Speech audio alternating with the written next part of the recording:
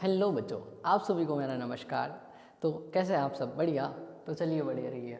तो उम्मीद है आप सब अच्छे से पढ़ रहे होंगे और लेक्चर रिवाइज कर रहे होंगे, नोट्स बना रहे होंगे और इसमें जो भी क्वेश्चन करा रहे होंगे उनको सॉल्व कर रहे होंगे, अपने से भी कुछ क्वेश्चंस लगा रहे होंगे। ठीक है, तो आज अपन क्या कवर करने जा रहे हैं? आज अपन वेक्टर्स का लेक्चर नंबर 2 कवर करने जा रहे हैं, जिसमें अपन यूनिट वेक्टर निकालना सीखेंगे, triangle law of vector addition सीखेंगे और अपन उसके कुछ क्वेश्चंस करेंगे अच्छे से। ठीक है, तो बढ़ते हैं अपने लेक्चर की ओर, जो कि अपन वेक्टर्स पे पहुंच चुके हैं। आज का जो टॉपिक है बेटा वो है कंपोनेंट ऑफ वेक्टर। वेक्टर के कंपोनेंट लेना सीखेंगे, यूनिट वेक्टर देखेंगे, triangle law of vector addition देखेंगे और उस पर बेस्ड कुछ क्वेश्चंस अपन सॉल्व करने जाएंगे। ठीक है, तो जो फर्स्ट है एडिशन ऑफ टू वेक्टर्स। ठीक है, तो जैसे दो वेक्टर है, वेक्टर ए और वेक्टर बी, अब मेरे को उनका एडिशन करना है। तो फिजिक्स में एडिशन ऑफ वेक्टर कैसे होता है अपन को वो सीखना है। ठीक है, तो देखते हैं। जैसे मान लेते हैं ए वेक्टर है जो कि वो है ए x I cap, A x I cap plus A Y J cap. ठीक है, ऐसा है। और जो वेक्टर नंबर बी है वो क्या है? बी एक्स आई कैप प्लस बी वाई जे कैप। ठीक है, ये मेरे पास दो वेक्टर है। अब मेरे को क्या करना है? Vector A plus vector B करना है, जो कि आर वेक्टर आएगा, which is vector A plus vector number B. तो अब इसमें क्या हो रहा है? अपन को एक्स में एक्स का जोड़ना है, वाई में वाई का जोड़ना है, मतलब डायरेक्शन के हिसाब से जोड़ना है। आई प्लस आई होगा और वाई में वाई का एडिशन, जे में जे का एडिशन होगा। फॉर एग्जांपल ए वेक्टर कितना है बेटा? ए x I cap plus A Y J cap. ठीक है, लिख लो। प्लस बी वेक्टर बोलो, बी एक्स आई कैप प्लस बी वाई जे कैप। ठीक है, कोई दिक्कत यहाँ तक? ठीक है, इतना समझ में आया। अब अपन को क्या करना है? आई आई वाले को अलग और जे जे वाले को अलग कर लेना है। ठीक है, तो इसमें बोलो आई वाला कौन कौन सा है? एक तो ये और ये, मतलब ए एक्स प्लस बी एक्स आई कैप। ठीक है, बीच में प्लस है तो plus A Y plus B Y J cap. ठीक है, ये देखो दिखा, ये है अपने पास एक vector B vector, X component Y component, इनके दो कंपोनेंट थे, लेकिन अपन ने इसका रिजल्टेंट आर वेक्टर बना चुके हैं। तो आर वेक्टर यहाँ पे कुछ ऐसा आपको नजर आएगा, जिसमें एक्स कंपोनेंट या फिर आई कैप वाली डायरेक्शन अलग हो जाएगी, प्लस उसमें प्लस और माइनस जब भी क्वेश्चन में होगा उसके हिसाब से बी और वाई की अलग हो जाएगी। ठीक है, तो अपन एक क्वेश्चन अगर मैं देता हूँ, फॉर एग्जाम्पल अपन एक क्वेश्चन करते हैं। जैसे ए वेक्टर मैंने दे रखा है, ए वेक्टर दिया मैंने 2i प्लस 3j और वेक्टर नंबर बी मैंने दिया 6i प्लस 2j कैप। ठीक है, अब मेरे को इसको ऐड करना है। ठीक है, अब यहाँ पे सिंपल सा मेथड है। अगर मैं डायरेक्ट बताऊँ आपको तो x को i में ऐड कर दो और j को j में ऐड कर दो, तो रिजल्टेंट जो बनेगा वो कितना बनेगा अपना? A X plus A Y, A X plus B X बनेगा, मतलब 2 plus 6 which is 8 I cap plus इन दोनों को प्लस करो, इसका आंसर आएगा 5j कैप। ठीक है, आई को आई में जोड़ेंगे और जे को जे में जोड़ेंगे। ठीक है, बस इतना सही आपको ध्यान रखना है डायरेक्शन के हिसाब से। तो ये आपका रिजल्टेंट ऑफ वेक्टर यहाँ से डायरेक्ट निकल जाएगा 8i प्लस 5j के फॉर्म में। ठीक है, ये आपको समझ में आना चाहिए इसका।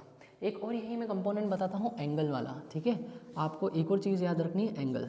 ठीक है, ये एंगल क्या बता रहे हो सर? तो देखो, ये जो एंगल होता है उसको देखो। एंगल में मान लेते हैं अपने पास में तीन वेक्टर है, वेक्टर नंबर ए, अच्छा ठीक है, एक ही वेक्टर है अपने पास में। अब इसको यूनिट वेक्टर है, दिस इज यूनिट वेक्टर। अपने पास में क्या है? यूनिट वेक्टर, और इसका अपन को एंगल देखना है। मान लेते हैं ये जो एक्स एक्सिस है, ये वाई एक्सिस है और ये जेड एक्सिस है। ठीक है, ये बाहर की तरफ है इसलिए अपन ऐसे ही बना रहे हैं। तो एक्स और वाई के बीच में जो एंगल है उसको मैंने अल्फा बोला, वाई जेड के बीच में मैंने इसको बोला बीटा, और जेड एक्स के बीच में जो एंगल है मैंने उसको बोला गामा। ठीक है, ये अपने पास में तीन एंगल है। अब जब भी आपको एंगल निकालना होगा तो सबसे पहले अपन कॉस अल्फा लिखेंगे। कॉस अल्फा कितना होता है? Perpendicular base upon hypotenuse. अब इसका बेस और हाइपोटेनियस नहीं देखना है अपन को, डायरेक्ट याद होना चाहिए, ये हो जाएगा A X divided by magnitude of A. ठीक है, उसका हाइपोटेनियस से मैग्नीट्यूड निकलेगा इसलिए। ठीक है, रिजल्टेंट जो रहेगा वो मैग्नीट्यूड देता है। कॉस बीटा जो रहेगा वो कितना हो जाएगा? A Y divided by magnitude of A, और कॉस गामा कितना हो जाएगा? A z divided by magnitude of z। तो सिर्फ फ़र्क किसका है सर? देखो गामा में z डायरेक्शन आ रही है, बीटा में y डायरेक्शन आ रही है, अल्फा में x डायरेक्शन आ रही है, बस आपको ये पता होना चाहिए। उसके बाद में नीचे मैग्नीट्यूड तीनों में सेम है, ठीक है, मैग्नीट्यूड तीनों का सेम है, तो वो अपन ऐसे इसको आगे सॉल्व करेंगे, आगे के क्वेश्चंस में ये काम आएगा अपन को, ठीक है। तो ये एंगल और कंपोनेंट लेना आप सीख गए, ठीक है बेटा। अब देखो जैसे ये वाला क्वेश्चन है, क्या बोला है, टू वेक्टर्स है, two vectors of a is equals to 6i cap and b is equals to 8j cap, then find a plus b। Find a plus b, यहाँ पे थोड़ा सा रॉन्ग लिखा हुआ है, vector a plus vector b find करने का उसने बोला है, मतलब कुल मिला के अपन से रिजल्टेंट पूछ लिया उसने। तो रिजल्टेंट आप बताओ, रिजल्टेंट कितना होता है, vector a plus vector b हो जाएगा। अच्छा बताओ वेक्टर a कौन है, 6i कैप, तो मैं इसको लिख लेता हूँ 6i cap plus 8j cap, ठीक है, ऐसा 6i प्लस 8j कैप। ये मेरा क्या बन गया, रिजल्टेंट वेक्टर। तो पहला क्वेश्चन सॉल्व हो गया मेरा, ठीक है, ये फर्स्ट। सेकंड क्या बोला, direction of a plus B from a plus B की डायरेक्शन बताओ a से, ठीक है। अब ये इसने क्या बोला है, 6i कैप, आई कैप किधर होता है, इधर, तो मैं इसको ड्रॉ करता हूँ 6i कैप, ये मैं बोल लेता हूँ इसको 6i, ठीक है।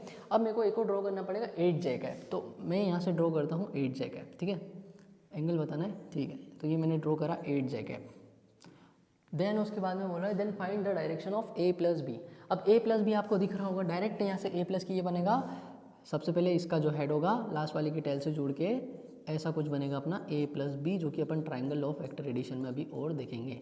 इसी को अपन रिजल्टेंट बोलते हैं, जो कि अपन इतनी देर से कर ही रहे हैं, ठीक है। सर इसके एंगल निकालना है मेरे को, तो रिजल्टेंट निकाल लेते हैं जल्दी से। पहले रिजल्टेंट देखो, 8 और 6 का जो रिजल्टेंट आता है वो, ठीक है। यहाँ i और j के बोला था, तो मैं डायरेक्ट लिख सकता हूँ अंडर रूट ऑफ रिजल्टेंट जो बनेगा वो इसका बनेगा अंडर रूट ऑफ 6 का स्क्वायर प्लस 8 का स्क्वायर, ठीक है। इसका फॉर्मूला क्या होता है, under root of a square plus b square होता है। इसको 90 डिग्री लेना पड़ेगा तभी इसका आंसर आएगा, ठीक है। तो इसका आंसर कितना आएगा, 6 और 8 का आंसर आता है। 6 और 8 का स्पेशल क्लास में बेसिक मैथ्स में पढ़ा है, 6 8 का आंसर कितना आता है बेटा, 10 आता है। जिसको नहीं याद है वो निकाल भी सकता है इसको, कैसे, 6 6 जा 36 प्लस 8 8 जा 64, 6 4 10 1 कैरी 6 4 अगेन 10, तो इसका आंसर कितना आया 100। 100 का रूट होता है बेटा 10, ठीक है। तो ऐसे आप इसको याद रखो, और यहाँ पे अब इसको याद रखना अंडर रूट ऑफ 100 आएगा, जिसका आंसर कितना आएगा बेटा 10, तो इसका रिजल्टेंट यहाँ से डायरेक्ट निकलेगा 10, ठीक है। ये निकाल लिया अपन ने। अब उसके बाद में देखते हैं अपन, उसने पूछा था बेटा एंगल, ठीक है, क्या पूछा था, direction of a plus B, इसकी डायरेक्शन a से। देखना a कौन है, ये है सर, a है ये, ठीक है, और a प्लस बी ये रहा, तो कुछ ये वाला एंगल नहीं पूछ लिया, थीटा, हाँ यही पूछ लिया।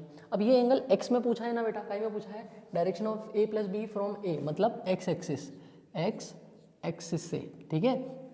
x एक्सिस से जब भी अपन एंगल लेते हैं तो अपन क्या लिखते हैं, कॉस अल्फा। अब यहाँ पे अल्फा की जगह क्या है बेटा, थीटा, थीटा ले लेते हैं, तो यहाँ पे वो चेंज नहीं होगा। कॉस अल्फा कितना होता है, ax divided by magnitude of a, तो ये भी कुछ ऐसा ही रहेगा। ax अपन फाइंड कर चुके हैं, ax क्वेश्चन में कितना दे रखा है, दिस इज ax, ओके, जो फर्स्ट वाला है ax, आई कैप मतलब x एक्सिस, ठीक है। अभी मैं आपको ये भी बता देता हूँ, ये x एक्सिस जो होती है इसको आई कैप भी बोलते हैं, ये y एक्सिस जो होती है इसको अपन j कैप बोलते हैं, और जो z एक्सिस होती है उसको अपन k कैप के नाम से भी जानते हैं, ठीक है। ये होता है, ये अपन को याद रखना है और उसके हिसाब से देखेंगे। अब ax मतलब क्या होती है, x एक्सिस में जो कंपोनेंट है कौन है, 6i, तो मैं इसको लिख लेता हूँ 6i, ठीक है, डिवाइडेड बाय कितना हो जाएगा, ax में ax का सिर्फ कंपोनेंट लिखना है, तो 6 डिवाइडेड बाय मैग्नीट्यूड कितना निकाला बेटा, अभी अपन ने 10 निकाला, ठीक है। मैग्नीट्यूड कितना निकाला बेटा 10। अब देखो 6 बाय 10 मतलब कितना हो जाएगा, 2 3 जा 6, 2 5 जा 10, तो कितना आ गया 3 बाय 5। अब कॉस थीटा बेटा 3 बाय 5 कब होता है, याद है क्या, कॉस थीटा 3 बाय 5 कब होता है। अच्छा इसको बना के देखते हैं, 3 5 मतलब बेस, और ये कितना हो जाएगा हाइपोटेनियस। अगर स्पेशल क्लास में अपन ने देखा है, स्पेशल में क्या देखा है, स्पेशल में क्या पढ़ाया था बेटा, जब बेस 3 हो, हाइपोटेनियस 5 हो, तो इसका परपेंडिकुलर कितना निकलेगा 4, और परपेंडिकुलर बड़ा है इस केस में, तो इसका एंगल कितना हो जाएगा बड़ा परपेंडिकुलर का बड़ा एंगल मतलब 37 के 53 डिग्री बेटा, रिवाइज करना समझ में आ जाएगा।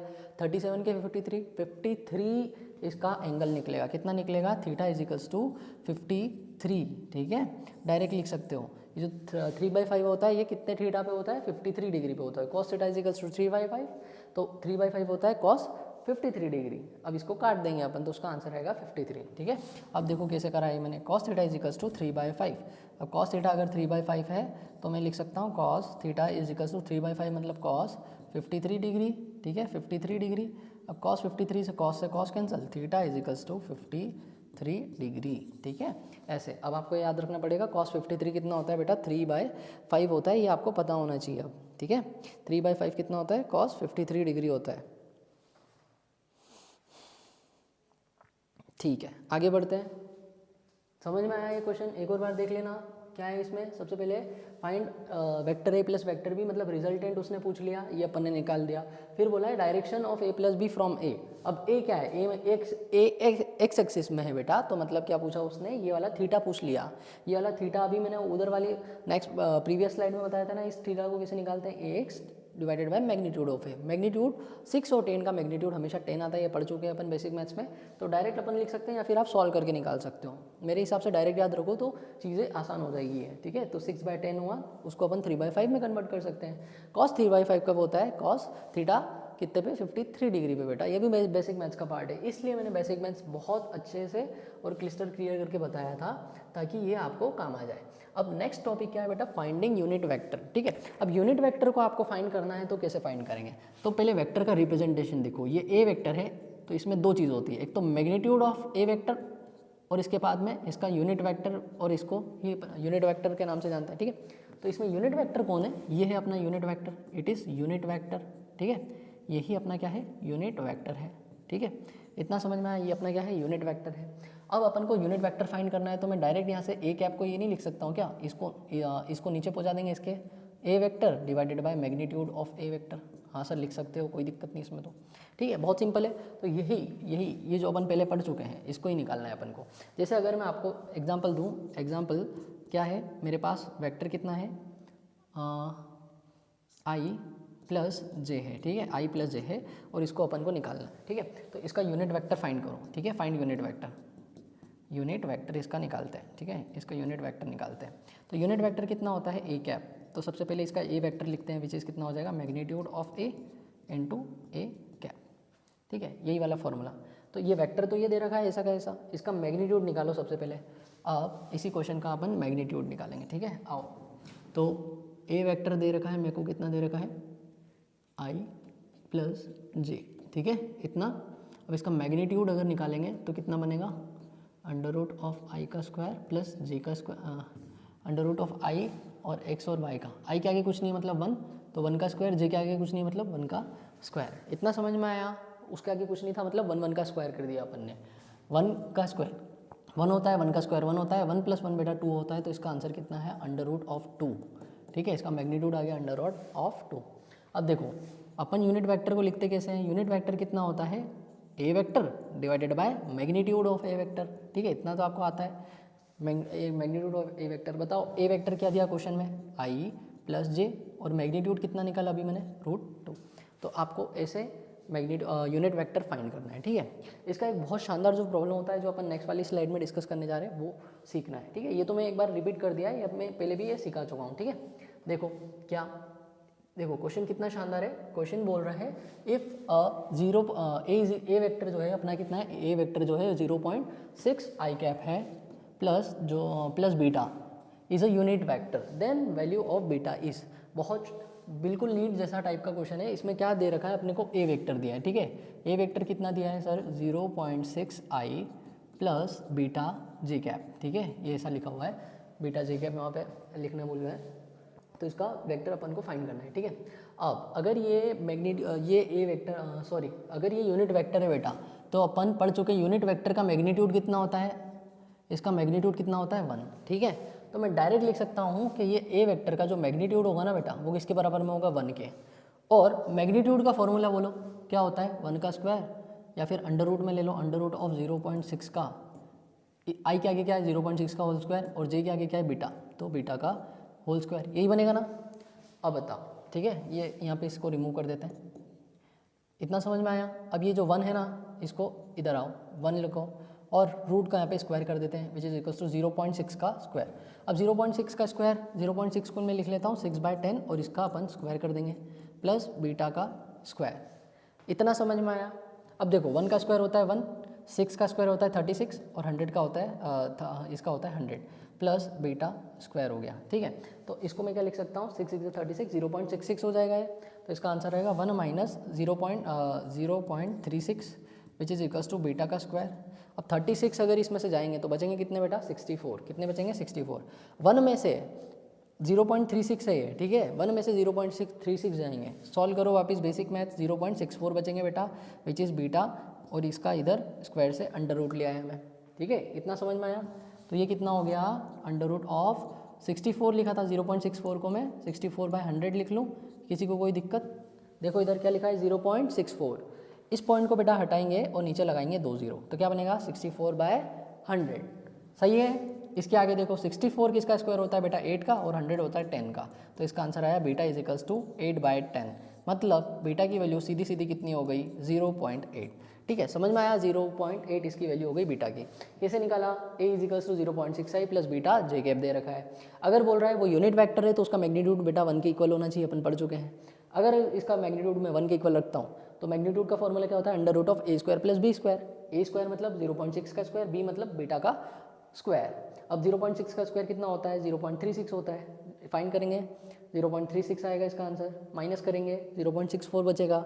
0.64 अंडर रूट में है तो उसको दो पॉइंट के बाद 2 डेसिमल प्लेस है ना, तो नीचे 2 0 आ जाएंगे। 2 0 गए, 64 इज़ 8 का स्क्वायर और 100 इज़ 10 का स्क्वायर, तो वो लिखा 8/10 इज़ 0.8, ठीक है। ऐसा है, इस क्वेश्चन को ऐसे सॉल्व करना है। और ये क्वेश्चन नीट वाला टाइप का है, कभी भी उठ के ऐसे के ऐसे क्वेश्चन आ सकते हैं, ठीक है, इस टाइप में आ सकते हैं, तो आपको ये याद रखने हैं, ठीक है। बहुत बार रिपीट हुए ऐसे question. Find the value of beta if A is a unit vector, और ए की वैल्यू ये दे रखी है। सेम क्वेश्चन है, स्क्रीन पॉज करो और सॉल्व करने की कोशिश करो बेटा, ठीक है। तो क्या बोला है, ए वेक्टर जो दे रखा है अपन को वो 0.4i plus 0.3j plus beta के दे रखा है, ठीक है। बीटा के कैप दे रखा है, ठीक है, बीटा के कैप, इट इज़ के, ओके, स्टार नहीं है, के है। अब देखो इसमें बोला है यूनिट वेक्टर है, तो अगेन यूनिट वेक्टर का बेटा मैग्नीट्यूड कितना होता है, 1। वापस लिख लो, इसका मैग्नीट्यूड कितना होगा बेटा, इसका मैग्नीट्यूड होगा 1। सर मैग्नीट्यूड 1 मतलब क्या हो जाएगा, ए का मैग्नीट्यूड 1 के इक्वल होगा क्या, हाँ 1 के इक्वल होगा। और इसका फॉर्मूला क्या होता है, इसका फॉर्मूला होगा A vector is equals to under root of, अब 3 है तो 3 A square plus B square plus C square, ठीक है। लिखो अब जल्दी से, कितना हो जाएगा, ये 1 के इक्वल था, ठीक है। ए वेक्टर की वैल्यू क्या है बेटा, 1 है, तो मैं 1 is equals to under root of A square, बोलो 0.4 का स्क्वायर, तो इसको मैं 4/10 लिख लूँ। 0.4 को किसी को कोई दिक्कत तो नहीं है, ठीक है। 0.4 को 4/10 लिख सकते हैं ना, एक डेसिमल जाएगा डिवाइडेड बाय 10 आ जाएगा, एक डेसिमल जाएगा यहाँ पे भी 0.3 को भी डिवाइडेड बाय 10 आ जाएगा, तो इसको 4/10 का होल स्क्वायर बन गया बेटा ये, और ये बीटा स्क्वायर बनेगा 3/10 का होल स्क्वायर, प्लस यहाँ पे बचेगा बी की जगह क्या है, सी की जगह क्या है, बीटा का स्क्वायर इज इक्वल्स टू 1। अब बताओ 1 इज इक्वल्स टू कितना हो जाएगा, 0.4 है, 4 4 जा 16 डिवाइडेड बाय 100, प्लस यहाँ क्या जाएगा 3 3 9 डिवाइडेड बाय 100। अब पता है आपको 16 + 9 होता है 25, और नीचे 100 100 ले लेते हैं कॉमन, ठीक है। ये बेसिक मैथ्स में सिखाया है ना, ठीक है। जब ये दो जब डिनोमिनेटर सेम होते हैं बेटा तो डायरेक्ट न्यूमिनेटर ऐड हो जाते हैं, ठीक है। तो यहाँ पे इन दोनों का जब सम आएगा तो हो जाएगा 25 divided by 100 plus beta square is equals to 1, ठीक है। अब ये अच्छा अपन यहाँ पे एक और डायरेक्ट लिख सकते हैं, देखो इधर क्या हो जाएगा, ये जो रूट है इधर आएगी तो ये 1 का स्क्वायर में कन्वर्ट हो जाएगी। अब ये 16 0.16, अच्छा इसको ऐसे लिख लो 0.16 प्लस 0.09, इतना तो समझ में आ जाएगा आपको, इज इक प्लस बीटा स्क्वायर, ठीक है। ये हुआ। अब देखो यहाँ क्या हो जाएगा, इसके बाद में 1 का स्क्वायर कितना होता है बेटा, 1 इज इक्वल्स टू 0.16 और 0.09 को जोड़ोगे तो इसका आंसर आएगा 0.25, करके देखो खुद, ठीक है। प्लस बीटा स्क्वायर बचेगा बेटा, ठीक है, 0.25 प्लस बीटा स्क्वायर बचेगा। अब 1 minus 0.25 is equals to beta square हो जाएगा। 1 माइनस 0.25 कितना हो जाएगा, 16, नो, तो ये हो जाएगा 0.75 का under root is equals to beta, और ये इसकी वैल्यू आ जाएगी, ठीक है। इसका आंसर ये आ जाएगा ऐसे।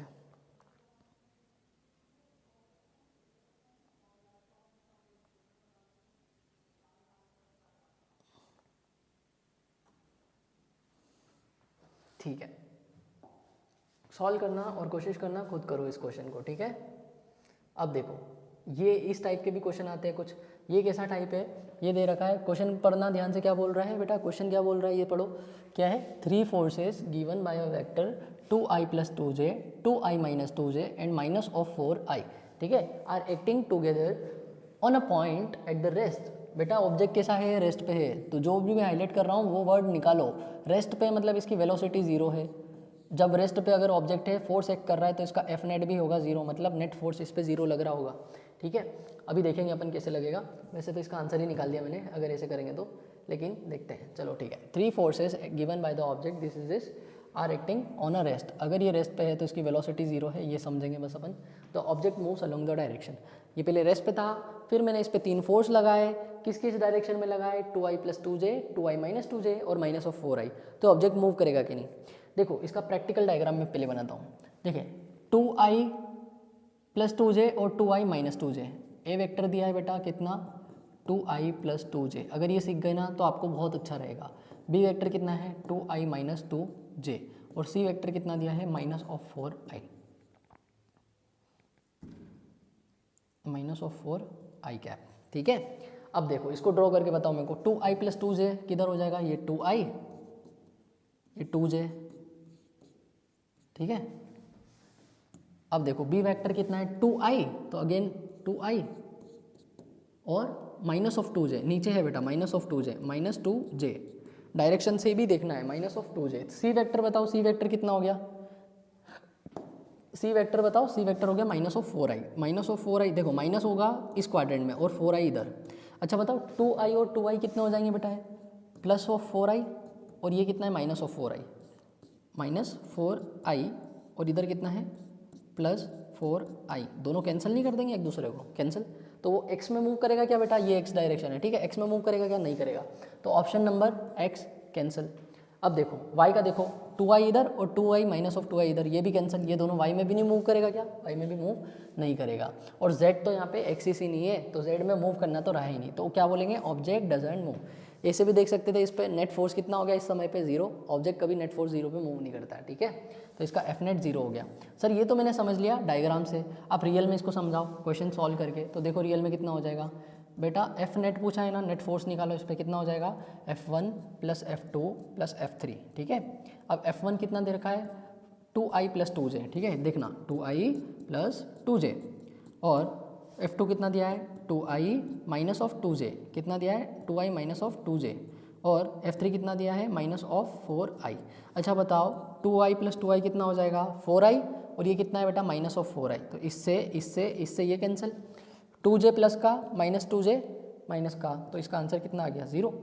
एफ नेट कितना आ गया, 0, बस खत्म। अगर एफ नेट 0 आ गया तो ऑब्जेक्ट कभी मूव नहीं करेगा, ठीक है। एफ नेट 0 पे ऑब्जेक्ट मूव नहीं करेगा, ध्यान रखोगे इसको, क्वेश्चन को। ये बेटा नीट में आ चुका है, ठीक है, ये क्वेश्चन नीट में आ चुका है ये, ठीक है। अब अपने लास्ट टॉपिक की ओर अपन बढ़ रहे हैं और इसके बाद में इसके क्वेश्चंस, ठीक है।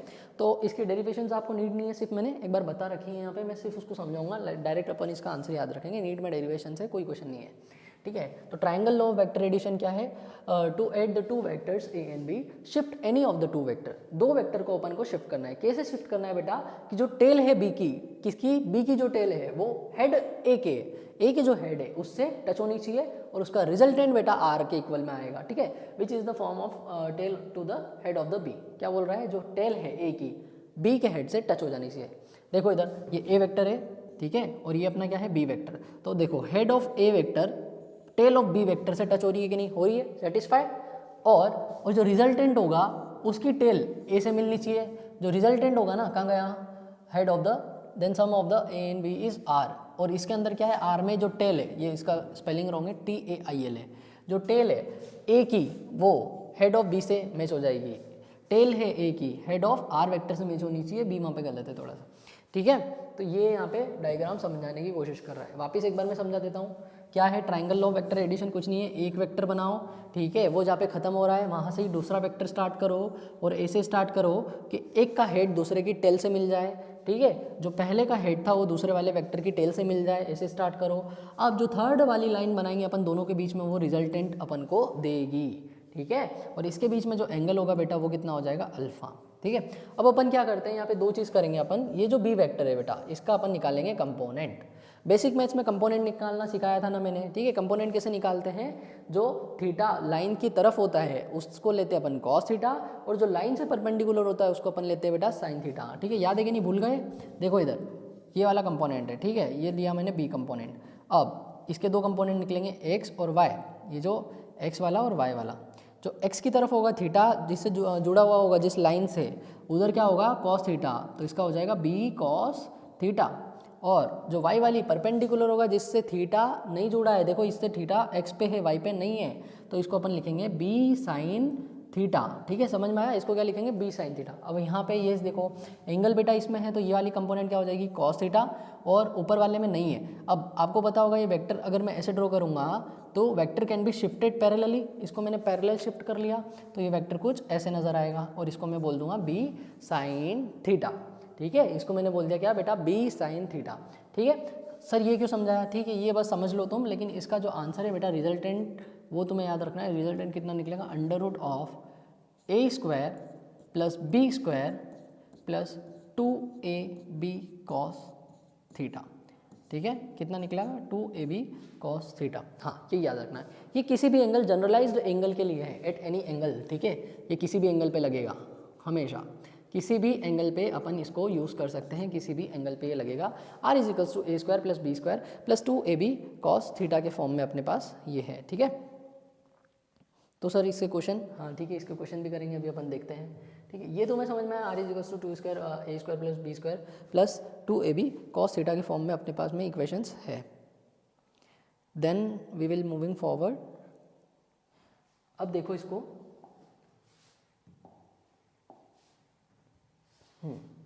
ठीक है। अब अपन क्या करेंगे, इसके कुछ एंगल रखेंगे, 0 डिग्री रखना है, 90 डिग्री रखना है और 180 डिग्री पे सॉल्व करेंगे। सबसे पहले देखो एंगल, ठीक है, एंगल लिया मैंने 0 डिग्री, ठीक है। तो theta is equals to 0 degree, ठीक है, 0 रखो। तो बेटा फॉर्मूला क्या था, r is equals to under root of A square plus B square plus 2ab cos theta, यही फॉर्मूला था ना, यही फॉर्मूला था। अब देखो इसमें थीटा कितना, ये है कॉस थीटा, ठीक है, ये है कॉस थीटा। अब कॉस थीटा कितना है बेटा, 0, तो रखो इसको under root of A square plus B square plus 2ab cos 0। अब तुम्हें पता होना चाहिए कॉस 0 की वैल्यू कितनी होती है बेटा, कॉस 0 की वैल्यू होती है 1, ठीक है। जितनी साइन 90 की होती है उतनी कॉस 0 की होती है, तो कॉस 0 की हो गई 1।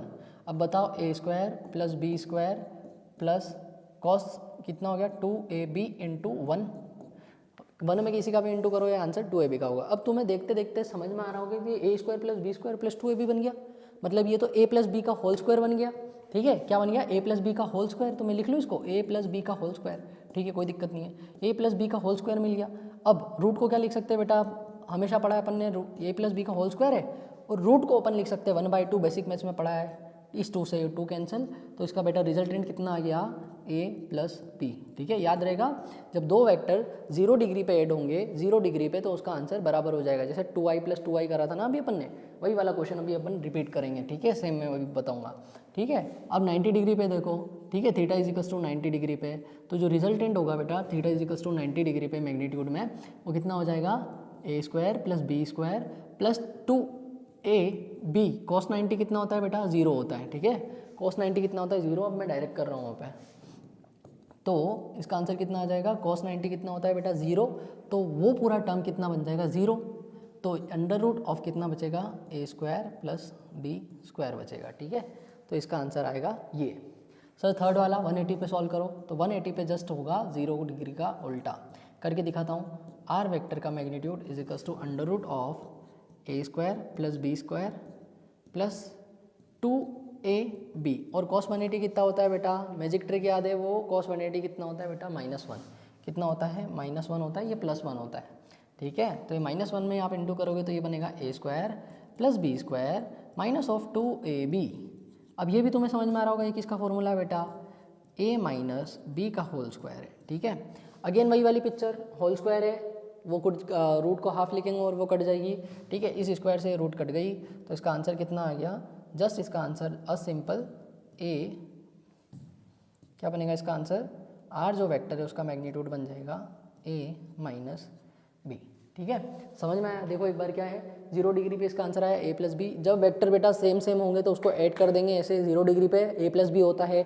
180 डिग्री पे कितना हो जाएगा, ये 180 डिग्री ऐसा होगा, इस पर कितना हो जाएगा, दोनों के दोनों कैंसिल हो जाएंगे। ठीक है, और 90 डिग्री पे जब ऐसा अगर ऑब्जेक्ट होगा, कैसा, ऐसा जब ऑब्जेक्ट होगा, ठीक है दिख रहा है, हाँ ऐसा जब ऑब्जेक्ट होगा तो ये कितना हो जाएगा, a square plus B square under root. ठीक है, चलो नेक्स्ट। अब ये two vectors of magnitude 3 and 4 acting at a different angle. अब 3 और 4 मेरे पास दो वेक्टर है, उनके डिफरेंट एंगल पे निकालना है।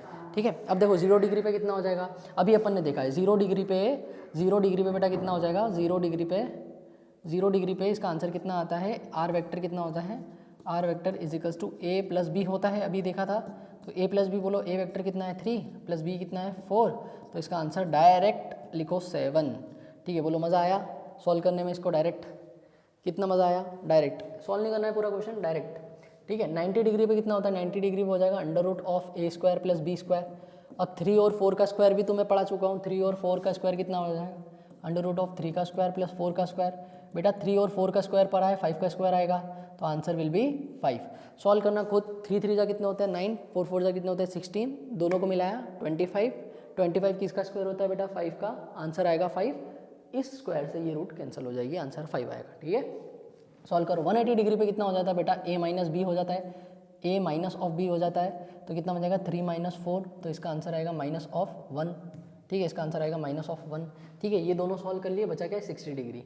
60 डिग्री को अपन को सॉल्व करना पड़ेगा। देखो 60 डिग्री को कैसे सॉल्व करेंगे, theta is equals to 60 degree दे रखा है ना। अब तो ये अपना रिजल्टेंट वेक्टर बनेगा क्या, resultant vector is equals to under root of 1 का स्क्वायर मतलब 3 का स्क्वायर प्लस b का स्क्वायर मतलब 4 का square plus 2a b cos 60 कितना होता है sin 30 के बराबर मतलब हाफ। ठीक है, आराम से सॉल्व करेंगे। cos 60 कितना होता है sin 30 के बराबर मतलब हाफ। वैल्यू याद करो जिसको याद नहीं है ये सब। ठीक है, 3 का स्क्वायर मतलब 3 3 जा 9 और 4 4 जा 16 प्लस इस 2 से 2 कैंसिल बेटा 3 4 जा 12। अब बताओ 16 प्लस 9 होता है 25, 25 प्लस 10 होगा 35 प्लस 2 37, तो इसका आंसर आएगा under root of 37 is equals to resultant of R vector. समझ में आया, इसका आंसर कितना है अंडर रूट 37। अब ये अंडर रूट ऑफ 37 लगभग 6 से थोड़ा सा ज़्यादा होगा। ठीक है, डायरेक्ट लिख सकते हैं 6 से थोड़ा सा ज़्यादा होगा ये, तो कितना आएगा इसका आंसर, 6 से थोड़ा सा ज़्यादा होगा और 7 से कम होगा। 7 क्या होता है 49, 6 पॉइंट में कुछ जाएगा, 6.12 के आसपास कुछ जाएगा, तो वो अपन को टिक करना पड़ेगा आंसर में। ठीक है, रूट 37 है ना, तो 36 से थोड़ा सा ज़्यादा, 6 का आंसर 36 आता है, तो 6 से थोड़ा सा ज़्यादा वाला आंसर अपन टिक कर देंगे अगर बहुत ज़्यादा प्रिसाइज हुआ तो। वैसे आंसर 6 के आसपास ही होगा इसका। ठीक है, तो ये इसका आंसर आया। देखो मैक्सिमम कितना होता है a प्लस बी, जो कि ये 7, तो 60 डिग्री पे मैक्सिमम होता है कितने पे, 0 डिग्री पे मैक्सिमम होता है, मिनिमम को होता है 180 डिग्री पे, ये भी याद रखना है। ठीक है, दो वेक्टर मैक्सिमम 8 कब होते हैं 0 डिग्री पे और सबसे मिनिमम कब होते हैं 180 डिग्री पे, हमेशा याद रखना। ये कितनी बार क्वेश्चन आया है। ठीक है, यही वाला क्वेश्चन है, हो चुका है, करवा दिया। नेक्स्ट देखो, two forces of magnitude 8 newton and 15 newton respectively acting at a point, if the resultant of this forces is 15 then angle. अब बताओ बेटा, रिजल्टेंट दे दिया आपको 17, तो रिजल्टेंट कितना दे दिया आपको 17 न्यूटन। ठीक है, ए वेक्टर बोलो कितना है 8 न्यूटन, बी वेक्टर कितना है 15 न्यूटन। ठीक है, ये सब वैल्यू दे दी आपको, और बोल रहा है क्या, बोल रहा है आप इसका एंगल बता दो। एंगल का क्वेश्चन है ना, ए बी सी डी, देखो इधर एंगल 60, 45, 90 और 30, तो सॉल्व करते हैं बेटा। ठीक है, ये समझ में आया। इसको ले लेते साइड, ये साइड में नहीं जाएगा है ना यहाँ से। ठीक है, तो इस क्वेश्चन को देखो, इस क्वेश्चन में अपन को दिया है रिजल्टेंट ए और बी, इससे कैसे फाइंड करेंगे सर, तो रिजल्टेंट का square is equals to A square plus B square plus 2ab cos theta. हाँ इतना तो होता है, कोई दिक्कत नहीं बोलो। ठीक है, आर स्क्वायर मतलब कितना हो जाएगा बेटा, आर है 17, तो 17 का स्क्वायर, ए कितना है 8, तो 8 का स्क्वायर प्लस बी कितना है 15, तो 15 का 15, तो ये कितना हो जाएगा 15 का स्क्वायर प्लस 2 इंटू ए की वैल्यू बोलो 8 और ये कितनी है 15 इंटू कॉस थीटा, तो मेरे को निकालना है, कॉस थीटा बोलो निकालना है। ठीक है, निकालना है। अब देखो 17 जो है ना, 15 प्लस 8 का स्क्वायर मिलके भी 17 का ही बनेगा, आप एक बार जोड़ लेना, तो इसका कितना आंसर आता है 17 का स्क्वायर होता है बेटा 289। ठीक है, और 8 8 जा 64 और 15 का स्क्वायर होता है 225, ये भी आपको याद रखना है। ठीक है, 15 का स्क्वायर कितना होता है 225, 17 का होता है 289, सॉल्व कर लेना, आ जाएगा इसका आंसर। ठीक है, प्लस इधर इसको ऐसा ही रखेंगे 2 इंटू 8 इंटू 15 कॉस थीटा, ठीक है, ये कितना है बेटा 15, ठीक है, एक और बार अच्छे से लिख देता हूँ 15 कॉस थीटा, ठीक है।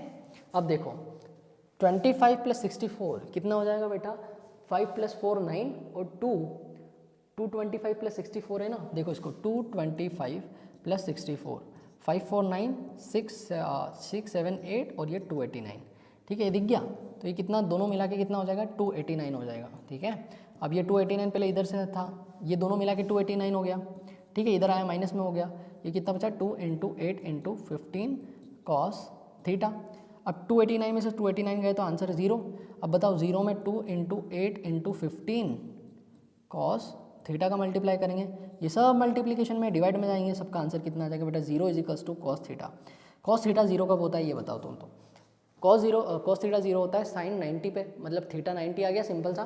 थीटा डिग्री कितना बन गया बेटा 90 डिग्री बन गया, ठीक है। इसका आंसर आया cos theta is equals to 0 degree, ठीक है। कॉस 0 कब होता है, ये होता है कॉस 90 पे, cos theta is equals to cos 90, तो थीटा इज इक्वल्स टू कितना हो गया बेटा 90 डिग्री, ठीक है। एक बार वापस से देखो, इसको समझ नहीं आया तो क्या करा मैंने, R square is equals to A square plus B square plus 2ab cos theta, ठीक है। कितना हुआ 17 का स्क्वायर इज इक्वल्स टू 8 का स्क्वायर प्लस 15 का square plus 2ab cos theta. अब 8 प्लस 15 का स्क्वायर बेटा 17 का स्क्वायर के बराबर में होता है, याद भी रख सकते हो ये चीज़। 17 के स्क्वायर से 17 का स्क्वायर डायरेक्ट कैंसिल हो जाएगा, आंसर कितना आएगा इसका 0। अब 0 is equals to cos theta कब होता है बेटा, कॉस थीटा 0 कब होता है 90 डिग्री पे होता है, सबको पता है, तो डायरेक्ट आंसर लिख देंगे इसका 90 डिग्री, ठीक है।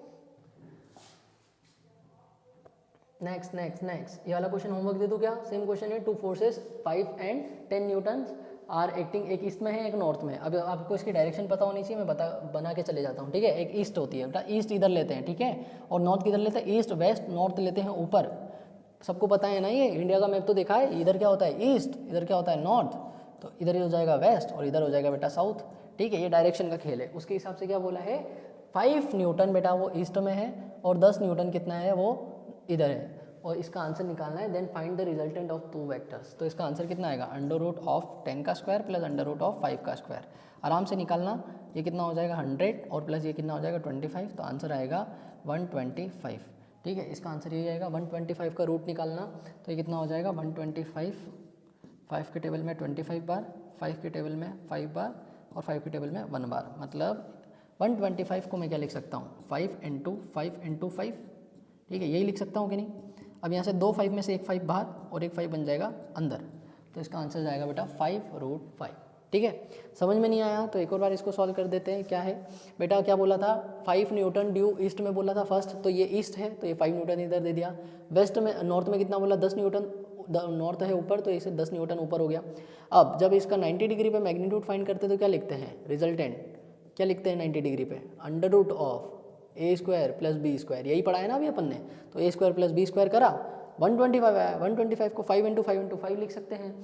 2 5 में से एक 5 बाहर, अंडर रूट 5 अंदर बच जाएगा, तो 5√5 इसका क्या हो जाएगा बेटा आंसर हो जाएगा। क्या हो जाएगा इसका आंसर 5√5 हो जाएगा।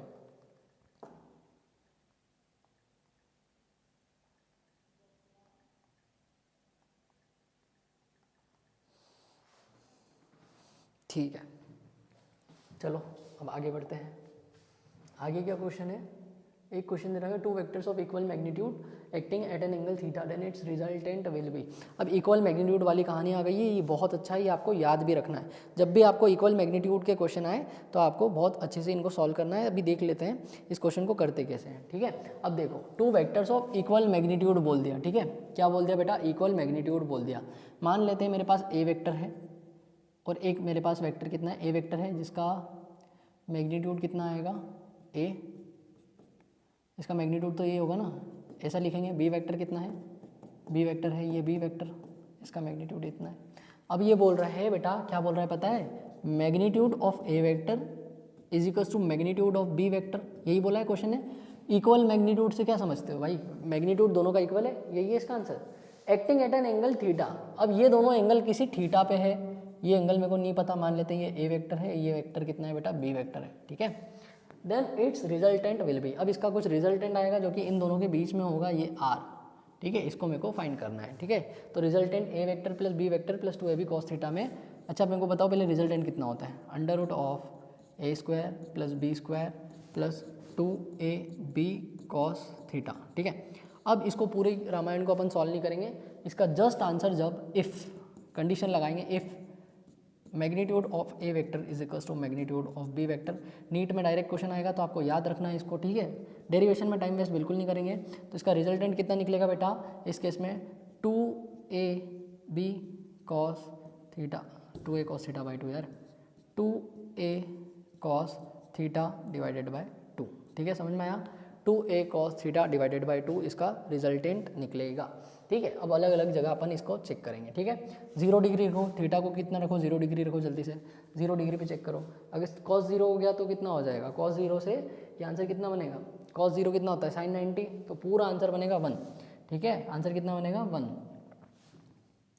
cos 0 डिग्री है ना, तो 0/2 0 ही रहेगा, 0/2 कितना होगा 0, तो इसका आंसर कितना आएगा, मैं सॉल्व करता हूँ। r vector is equals to 2a cos 0/2, तो इसका आंसर कितना जाएगा बेटा 1, क्योंकि ये कितना हो जाएगा cos 0/2 कितना हो जाएगा, cos अंदर 0/2 मतलब 0, cos 0 कितना होता है बेटा 1, तो r की वैल्यू कितनी हो जाएगी 2a into 1 which is equals to 2a।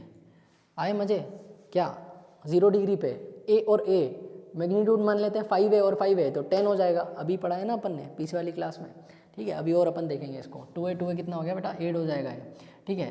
Theta is equals to 30 degree पे देखेंगे इसको, 30 पे नहीं 60 डिग्री पे देखेंगे इसको, तो 60 डिग्री पे देखेंगे तो इसका आंसर कितना आएगा, ऐसे ही इसको जब सॉल्व करेंगे 60 डिग्री पे इसका आंसर कितना आता है बेटा √3a आता है, कितना आता है √3a आता है, ठीक है। रिजल्टेंट आप खुद निकाल लो, इसको सॉल्व करो, √3a आता है कब 60 डिग्री पे। अब मैं लिखता हूँ इसको साइड में, ठीक है, ये नोट किया। अब देखो इधर इसका आंसर 0 डिग्री पे कितना आता है बेटा 2a आता है, ठीक है। 60 डिग्री पे कितना आता है इसका, 60 डिग्री पे इसका आंसर आता है √3a आता है, ठीक है। 90 डिग्री पे कितना आता है, 90 डिग्री पे इसका आंसर आता है √2a आता है, ठीक है। 90 डिग्री के बाद में 120 डिग्री पे कितना आता है, तो इसका आंसर आता है a, ठीक है। इसको क्या कर लो रट्टा याद रख लो, बिल्कुल इसको याद रख लो, ठीक है। अगर मैग्नीट्यूड बेटा दोनों के सेम है, अगर मैग्नीट्यूड सेम है, ठीक है, जब क्वेश्चन में बोल दे कि मैग्नीट्यूड कितने हैं सेम, तो उस समय आपको क्या याद रखना है, जस्ट इसके सेम याद कर लो, ठीक है। लास्ट कितना है इसका 180 डिग्री पे, 180 डिग्री पे तो दोनों 0 हो जाएंगे, ठीक है, a माइनस a हो जाएगा, ठीक है। a में से a गया 0, 5 में से 5 गया, आंसर 0, ठीक है। इधर 5 इधर 5, ये एंगल है, ठीक है। तो 5 में से 5 जैसे ऐसे है, ये दोनों अगर ऐड हो जाएंगे सेम डायरेक्शन में तो इसका आंसर कितना आएगा, ये दोनों अगर सेम डायरेक्शन में ऐड होंगे 5 5 10, ठीक है, 0 डिग्री पे। ये अपोजिट डायरेक्शन में 5 और 5 0, तो 0।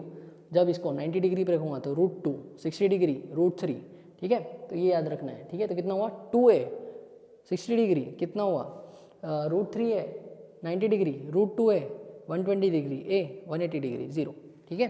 तो ये वेक्टर एडिशन होता है, ठीक है, यही वेक्टर एडिशन है, याद रहेगा आपको, इसको याद रखना है। ऐसे कर लो इसको r और इसके पॉइंट्स दे दो 1 2 3 4 और 5, ठीक है। अब इसको अपन आगे ले जाते हैं, इसी क्वेश्चन को समझ में आया। अब इससे अपन आगे बढ़ते हैं, ठीक है। तो नेक्स्ट क्वेश्चन क्या दे रखा है, इफ़ द वेक्टर मैग्नीट्यूड, अच्छा ये तो हो गया ना, अभी हाल ही हुआ। क्वेश्चन देखो, क्वेश्चन क्या है, क्वेश्चन है फाइंड f1 प्लस f2। अब बोला है बेटा 60 डिग्री पे। देखो इस क्वेश्चन बहुत अच्छा है। क्वेश्चन क्या बोल रहा है, पहले मैं ड्रॉ कर देता हूँ एक बार आपके लिए। ऐसा दिया है और दिया है एंगल बेटा 60 डिग्री। खुद अटेम्प्ट करने की सोचो। f1 is equals to 5 Newton और f1 f2 दोनों कितने हैं बेटा 5 न्यूटन।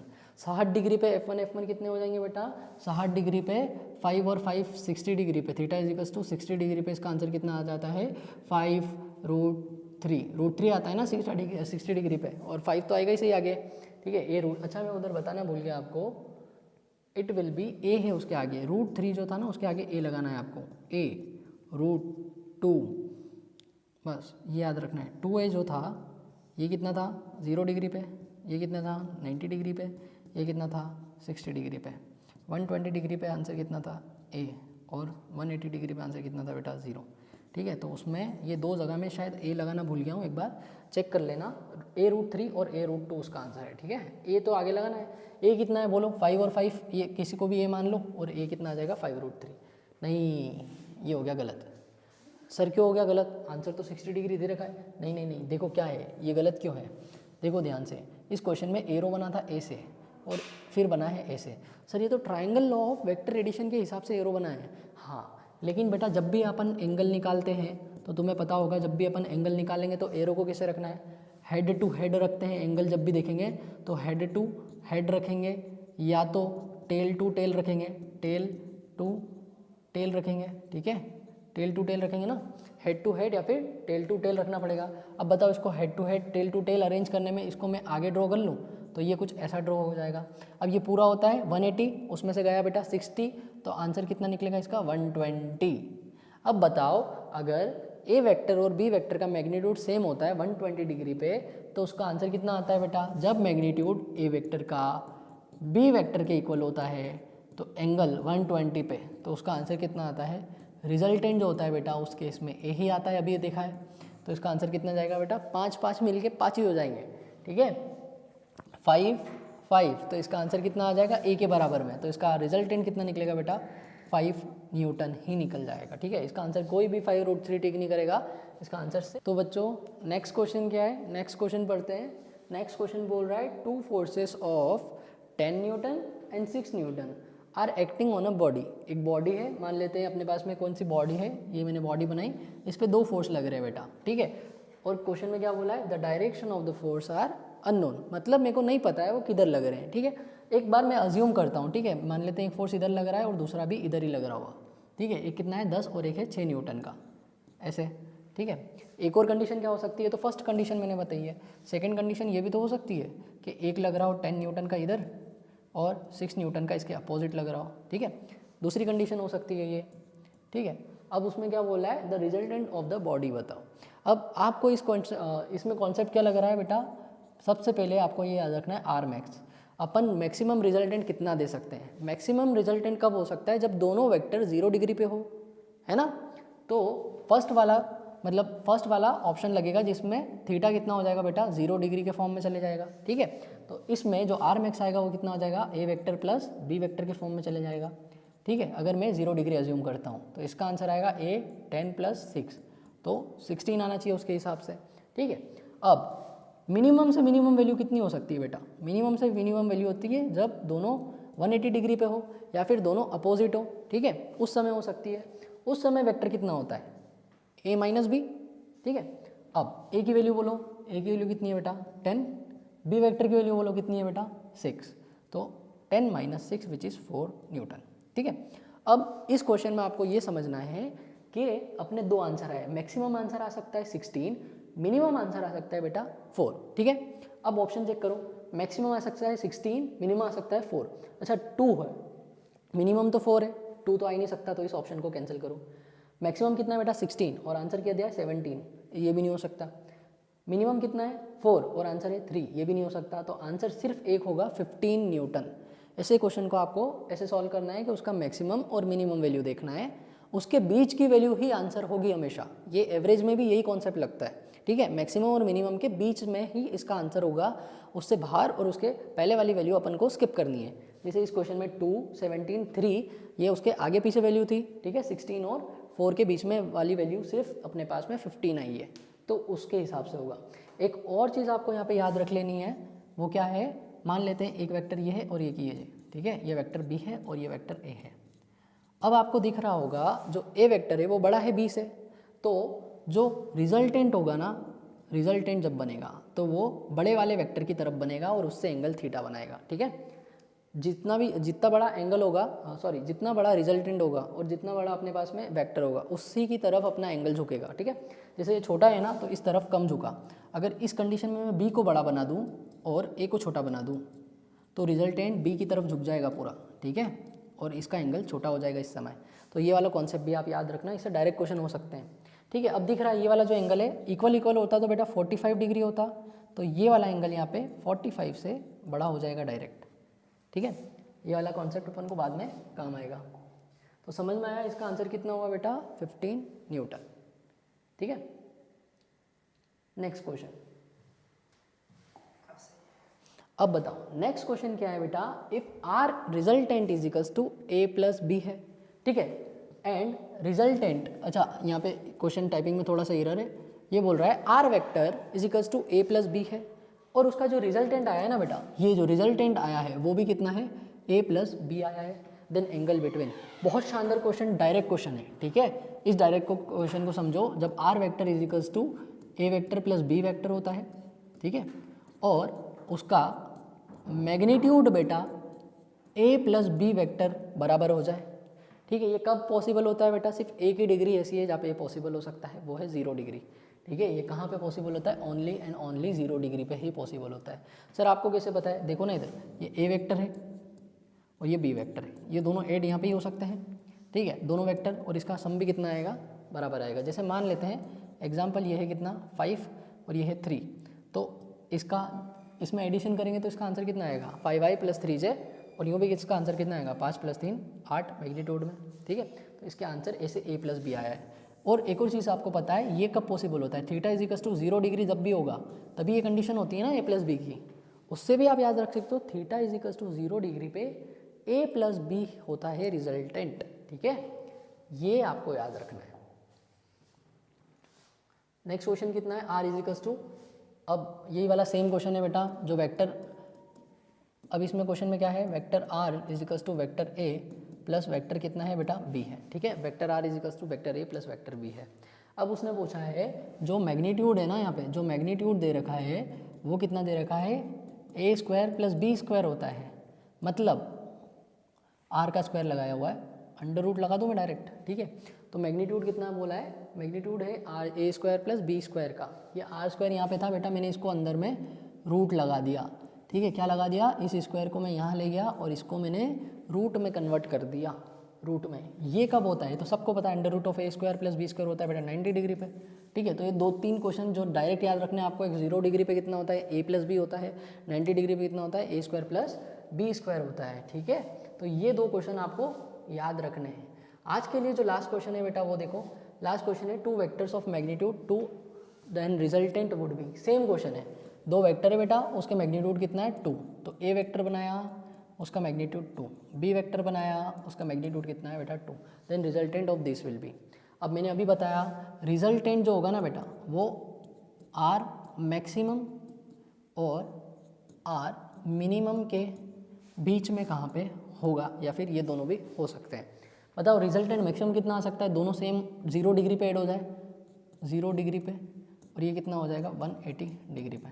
अच्छा 2 में से 2 जाएंगे, 180 मतलब 2 - 2, a - b होता है इस समय, और इस समय कितना होता है बेटा a + b, तो इसका आंसर आएगा 2 + 2 मतलब 4 हो सकता है, और a - b में 0 हो सकता है। तो इसका आंसर किसके बीच में होगा, 0 से 4 के बीच में होगा, इतना समझ में आया। इसका आंसर 0 से 4 के बीच में होगा। बताओ इनसे कौन सी वैल्यू है, 0 से 4 में 3 आता है, हाँ 8 आता है नहीं, 5 आता है, 6 आता है नहीं, तो इसका आंसर कितना गया 3, ठीक है। इसको सॉल्व करने की ज़रूरत नहीं थी वैसे।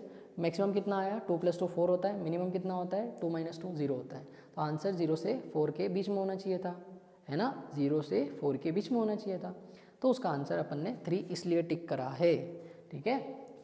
अजम्पशन लेके क्वेश्चन सॉल्व होते हैं ऐसे क्वेश्चन। तो बेटा आज के लिए ऐसे ही क्वेश्चन थे, अपन को इन्हीं क्वेश्चन को प्रैक्टिस करते रहना है, और ये क्वेश्चन आप घर पे एक और बार प्रैक्टिस करना। कुछ आपको समझ नहीं आया तो आप कमेंट कर सकते हो, आप हमारे नीचे कॉन्टैक्ट नंबर दे रखा है, आप उस पर भी कॉन्टैक्ट कर सकते हो, ठीक है। For any queries please do contact us, and thank you so much.